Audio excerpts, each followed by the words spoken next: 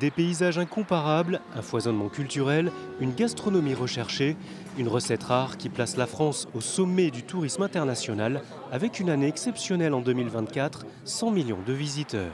Conséquence, des retombées économiques inédites de 71 milliards d'euros et un semestre 2025 qui démarre fort. How are you today? On en est où pour la semaine là, actuellement? Le taux de remplissage est plutôt bon.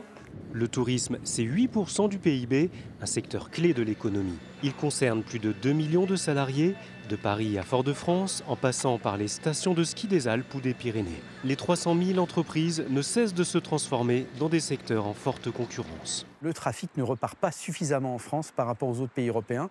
Nous sommes à moins 4% par rapport à l'avant-crise sanitaire, quand des pays comme l'Espagne sont à plus 13%, l'Italie plus 17%. La plupart des pays allègent leur fiscalité pour permettre au transport aérien de repartir. Et ce que l'on constate déjà, c'est que les compagnies aériennes, que ce soit à La Rochelle d'ailleurs ou ailleurs, ont déjà fait savoir aux dirigeants d'aéroports qu'elles réserveront leur développement dans les pays européens autres que la France. Et donc clairement, on assiste à un décrochage du transport aérien français. Et moins de voyageurs, c'est moins de touristes dans les restaurants.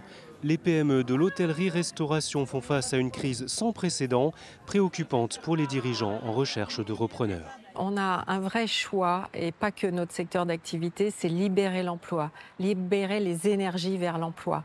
Parce que quand on va vers l'emploi, ce sont des futurs chefs d'entreprise de demain. On sait qu'aujourd'hui, la population des chefs d'entreprise vieillit. Pour l'entrepreneur que je suis, demain, mes entreprises seront accédées, puisque comme tout à chacun, je prendrai, et je l'espère, ma retraite.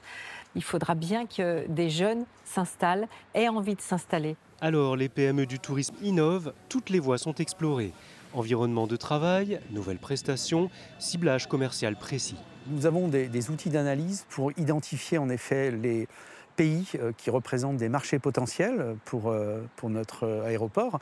Et donc clairement, ces outils sont de plus en plus fiables. Le secret de la réussite consiste à améliorer constamment la qualité de l'offre et de l'expérience client, ce qui suppose évidemment de renouveler régulièrement les hébergements, d'améliorer évidemment les prestations offertes. On améliore l'emploi de nos salariés, la qualité de vie au travail, ce que j'appelle la RSE, l'intégration des personnes en situation de handicap ou éloignées de l'emploi. On a plein de sujets à porter. Mais les PME se sentent bien seules face à une concurrence exacerbée des autres pays européens. Des défis externes donc et aussi internes, avec une spécialité nationale, la lourdeur administrative. La CPME connaît bien ses contraintes et les moyens d'y remédier. Alors les leviers d'action prioritaires pour que la France puisse défendre son économie touristique, c'est évidemment d'entamer un acte extrêmement ambitieux de simplification. On sait qu'on peut aller chercher 10, 20 ou 30 milliards d'euros de PIB supplémentaires si la France vraiment se préoccupait de son tourisme et le mettait comme une priorité nationale. C'est bien sûr de préserver la qualité de l'offre, c'est-à-dire de permettre aux entreprises touristiques de continuer à améliorer leurs prestations et leurs services. Et c'est de s'assurer que les entreprises touristiques ne disparaissent pas. Si la France n'y prend pas garde, elle va être déclassée en matière touristique, donc ce qui suppose d'avoir une action très forte, soutenue par la CPME.